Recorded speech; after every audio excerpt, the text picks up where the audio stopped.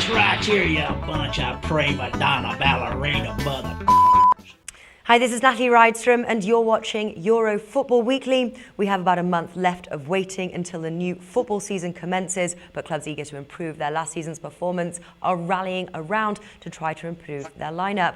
Some big names are switching sides. What does that mean for their new clubs and their chances to win their respective titles? Joining us now is football personality Lee Phelps from In Play Radio to tell us what he thinks of some of the deals that are happening right now. Lee, thank you for being here. No problem. Now let's take a look at the Premier League. Chelsea have completed 4 major signings, including Diego Costa from Atletico Madrid. They're priced at 2.9 with B-Win and are favourites to win the league. Can they do it?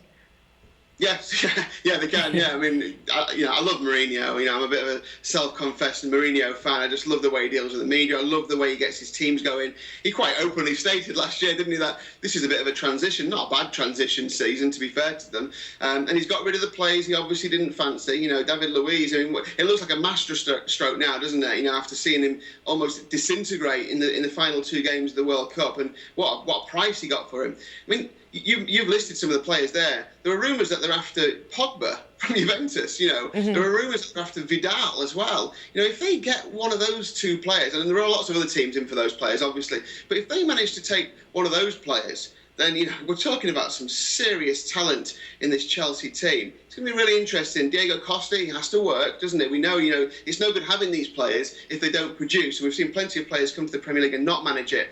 But I'm expecting a big season from the likes of Schürrle as well. I mean, great World Cup for him. And I think Mourinho really likes him as well. Interesting to see what happens with Hazard. I think that's a key thing. I thought Hazard would become the Player of the Year last year, and he just drifted away a little bit. Maybe not loved that much by Mourinho, but expecting big things from Oscar again. He needs to, really knuckle down after having a disappointing World Cup with Brazil. But yeah, Chelsea would be my tip to win the thing, actually. I just think with Mourinho, it just gives them that extra 1% that they may need to beat the likes of City, Manchester United, Liverpool and Arsenal. Yeah, I'm with you on that one, Lee. Now, over at Liverpool, Luis Suarez' £75 million sale has not only freed up the number 7 shirt, but has given Liverpool some cash to spend on new signings. Already signed to the Reds is Ricky Lambert, Adam Lallana and Amir Khan for the total of around £40 million. And they do have their eyes set on the likes of Serbian Lazar Markovic from Benfica, which they look set to complete for £20 million. The Reds also have their eye on Sevilla's highly rated defender, Alberto Moreno, and Swansea striker Wilfred Bony, who would also be set to complete a move to Anfield as a replacement for Suarez. Can you see these happening, and will they be good additions to the Reds? I can see some happening. I mean, hearing today that Moreno might be heading elsewhere, maybe staying in Spain or even going to Italy. We'll see about that one. I think those signings that you mentioned are all good signings. Lallana, obviously, very good player. Not quite proven on the top level, though, is he? And Lambert, good player. Not quite proven at the top level. I think they'll score goals. I think they need a marquee signing. I think Liverpool, just to give themselves confidence. The problem with Liverpool over the past few years, for me, has always been that they've had Gerrard, and they've had the odd good player, they've had the odd quality player, but they've never really pushed on and built on that. They've never really had the 3 and 4 really good players. I think with Suarez there, they were starting to look like a team who could really challenge. With Suarez gone, you wonder if the same old doubts will creep in from the rest of the squad. Well, where are our great players? Because Gerrard, he's coming to the end of his career. There are rumours doing the rounds that he might not play a significant part this season. He might be played in a much more a much lesser role. They need a big player. We're hearing rumours that they're also in for Pogba and Vidal.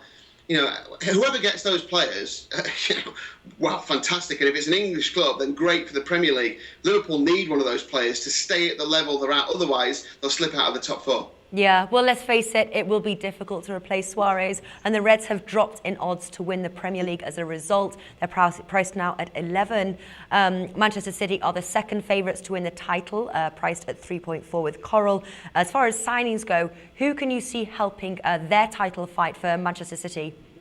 Yeah, same old names. I mean, it's strange, isn't it, with City, because the only signing they've made is Nissan as a shirt sponsor at the moment. Actually, and it's pretty lucrative. But where are all the rumours about City? We're hearing loads about Manchester. The only rumours we're hearing about City are players who are maybe going to go. Now, it seems like they've got it all on to keep Yaya Toure. There was this apparently some audacious bid from Manchester United for him. I mean, that would be sensational. But I'm not really hearing much about City at all in terms of really big players. Now, they have got lots of fantastic players. Let's not forget that. But I think City have got to be wary of how many players they've got on World Cup duty. I mean, top class players who've played right till the end of the World Cup. And I think, that they need to be a little bit concerned about how they start the season. Their pre-season hasn't been great. They lost 2-0 to Dundee. And I know it's only a pre-season match, but they had quality in there. They had Nastasic in there, had Navas in there, had Sami Nasri in there. So, they've got good players in there. I think they need to bolster, again, the midfield, the striking division as well. Aguero was very disappointing. I tipped up Aguero to be top scorer at the World Cup, and I never got going. I thought he would get over the injury. So I think it could be a tricky season for City, despite being Premier League champions. Mm-hmm. I'm really looking forward to seeing who they're going to get in, because I'm not hearing much at all. Yeah, if you had to sort of like pick where can you see them ending in the Premier League table?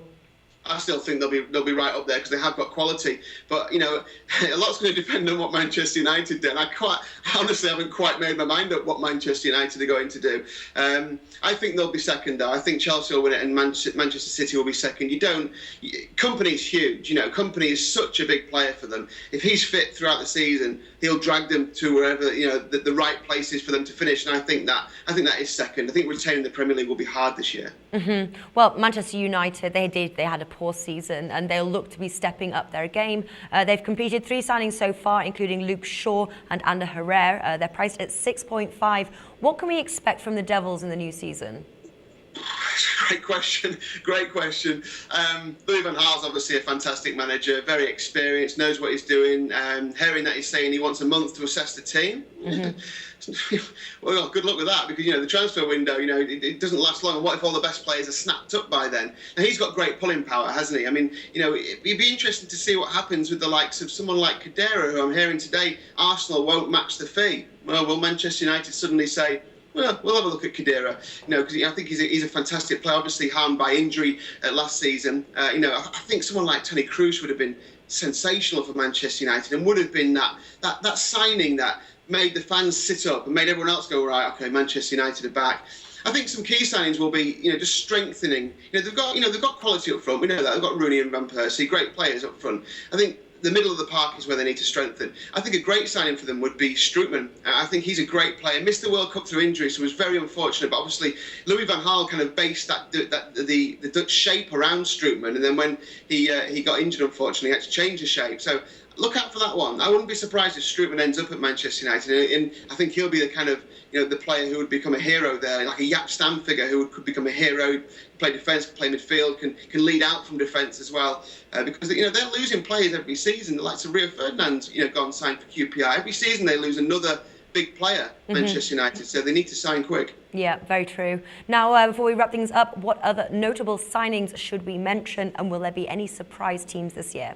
No, I don't think there'll be any surprise teams. I think Arsenal have signed obviously very well as well. It'd be interesting to see who else they try and bring in. I know they're talking to Southampton about getting players in from there. Morgan Schneiderlin might be someone who they add to. I'm surprised they didn't go for Khedira and add to the squad. I thought they might have just broken the bank and paid whatever they needed for him. Ozil needs to have a great season. So I think it'll be the same old faces. If I was picking my top 4 now, I'd go Chelsea, Manchester City, Arsenal, Manchester United, and Liverpool to finish 5th, because I think United will benefit massively from not having Champions League football this year. Yeah, and what about the Spurs? Where would you place them? Below Liverpool. Yeah. I just think, I've always had a soft spot for Spurs, but they never do it, do they? They never actually seem to go ahead and actually, get the big player, and then they sell Gareth Bale and almost fritter the money away. I've heard today that they're after Matteo Destro, £20 million from Roma, which would be interesting. He got 13 goals in 20 last year, and in spells he looked fun. He looked sensational. But again, he's got to bed in. They seem to have trouble bedding players in at Spurs. Maybe some of the players they got last year will start to produce this year. If they do, then maybe they could topple Liverpool. Maybe that 5th place will be a fight between Liverpool and Tottenham. But I just always think they fade away too much, Tottenham. All right, wonderful. Lee Phelps, thank you for joining us today. Thanks.